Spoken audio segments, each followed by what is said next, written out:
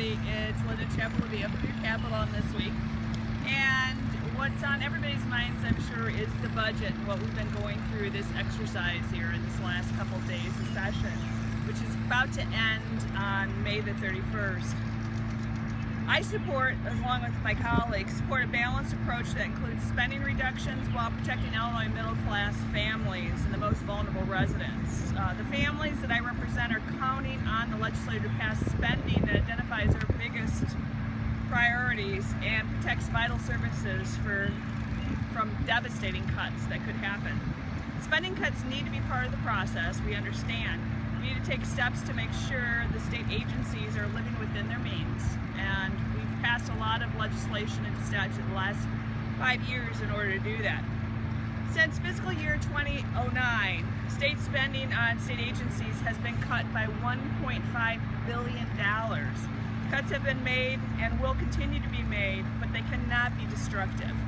Passing a spending plan simply gives the governor spending authority within the guidelines of his office for the next fiscal year.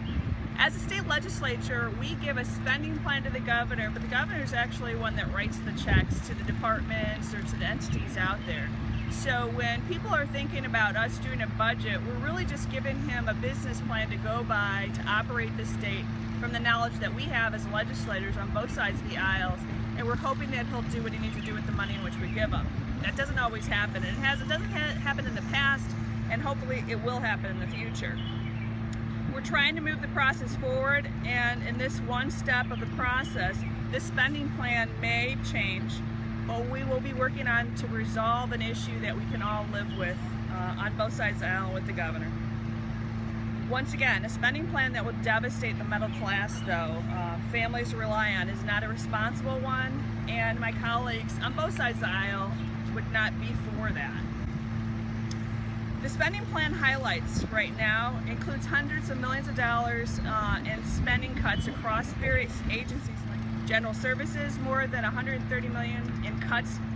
Funding for job training programs cut under the governor's proposal is restored. The job training programs for our youth throughout the state of Illinois are extremely important to keep them off the streets during times that might be a little bit turbulent in their districts. Higher education, we've increased the MAP fund grants, and I sit on higher ed for appropriation, and I was very happy about this. The MAP grants, we've increased to $32 million more, and it will serve approximately 15,000 more students. Universities will receive a lump sum allocation, but it represents a 6.5% cut in their overall spending, compared to a 30% cut under the governor's introduced budget. Agencies under higher education receive a 5% cut. In human services, it cuts the following in the governor's proposed budget, which are all restored. Breast and cervical cancer, we restored. Early intervention programs for children from 0 to 3, which is so important in their learning life with developmental disabilities. Child care assistant program, which is so needed in my district with the single mothers and single fathers that are going to work and trying to take care of their child at the same time, is destructive because it doesn't allow them to go to work. So we put that back in. Autism program, we fully funded again. Community care programs, we put back into the budget. So we put back the things that the governor took out. We restored exactly what I told you, but it also includes cuts to $134 million. Public safety, additional funds for correction to avoid massive obligations of overtime pay.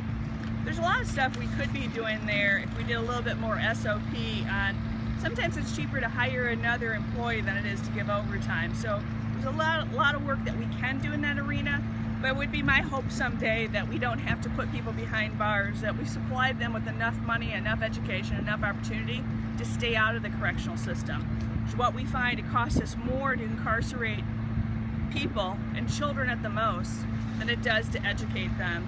And it makes more sense to educate them. I'm sure you'd feel the same way. There's a couple of other things I wanted to go through. I dropped a House resolution this week. Being a business owner and somebody who, I feel like you get a lot of rhetoric around why somebody's leaving the state, whether it's a business or residential or any criticize company on both sides. One says too much taxing, the other side is, you know, the states are cannibalizing each other with different tax incentives and programs, or, you know, different countries enticing them. Whatever the issue is, we really have not had a true gauge or a pulse on why people are leaving our state. So I put in a House Joint Resolution. House Joint Resolution 80 is an idea I came up with another colleague of mine on trying to get an indicator on why people are leaving our state for other states, other countries, and what you find most of the time, especially in the newspapers, people taking sides, right? Illinois taxes too many people, workers' comp, there's issues with medical costs, healthcare costs, but we really never have a true pulse. All you hear is both sides fighting over what the issue is.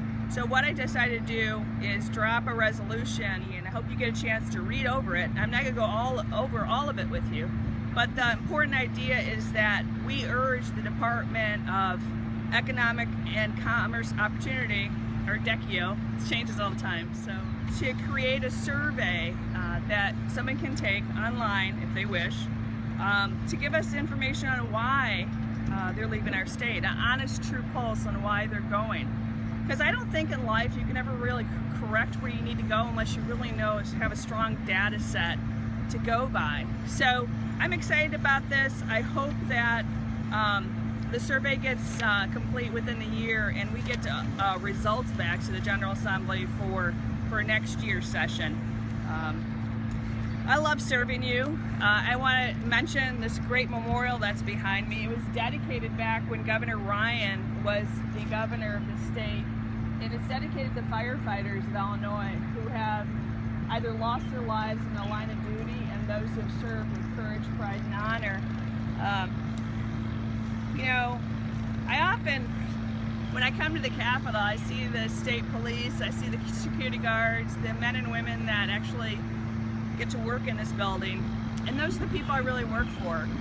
The firefighters and law enforcement, and even veterans I'll put in the category, we often don't give reverence to, but I think we should, because they protect us every day of our lives. Anyway, it's been a joy. It's always my honor to serve. God bless and have a great week.